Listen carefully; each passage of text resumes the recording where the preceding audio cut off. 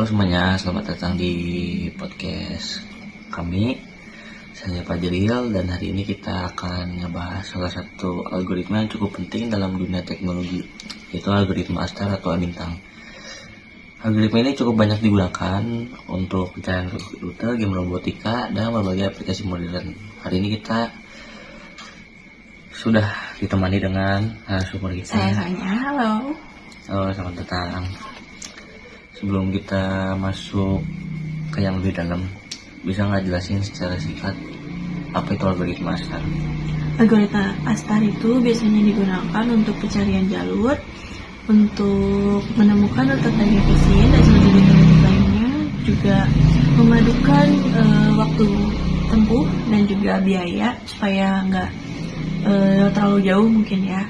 Kan biasanya kalau kita mau pergi kemana misalnya, terus kita juga bisa lebih efektif dan efisien gitu buat biayanya. Terus juga sehingga proses pencariannya yang lebih akurat. Kenapa Astar itu dianggap penting dalam dunia teknologi modern?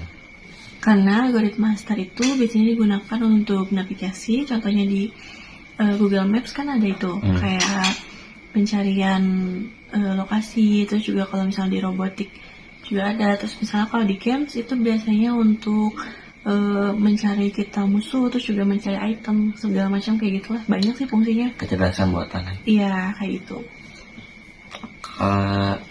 Sekarang kita bahasnya kayak konsep-konsep dasar Astar. Apa aja sih komponen penting dalam algoritma ini? Yaitu ada GN, HN, dan FN. Kalau GN itu tentang biaya yang sudah ditempuh, terus juga kalau HN itu heuristik, terus juga kalau FN itu gabungan dari HN dan FN.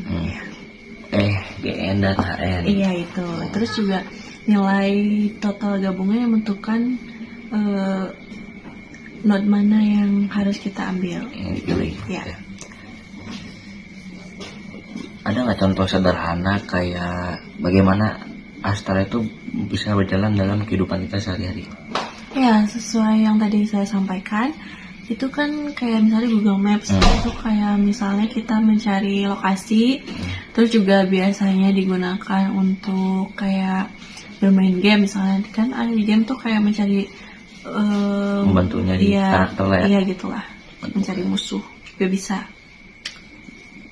Bisa nggak nyeritain satu yang cukup ya, satu studi kasus nyata tentang bagaimana Astar itu diterapkan?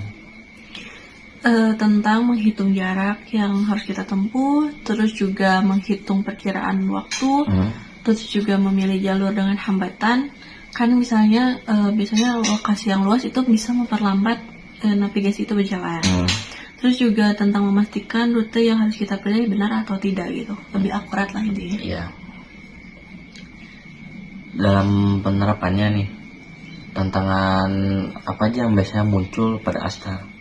Misalnya kalau di peta itu kayak lingkungannya yang lebih luas sehingga memperlambat dalam pencarian. Terus juga heuristik harus lebih akurat. Terus juga kayak lingkungan dinamis membuat Astar itu sering dihitung ulang. Gimana cara kita ngatasin tantangan itu?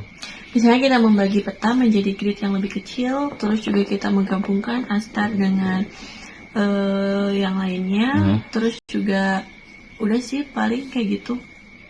Nah, kalau buat mahasiswa atau kayak pengembang pemula, tips praktis apa buat belajar algoritma Astar?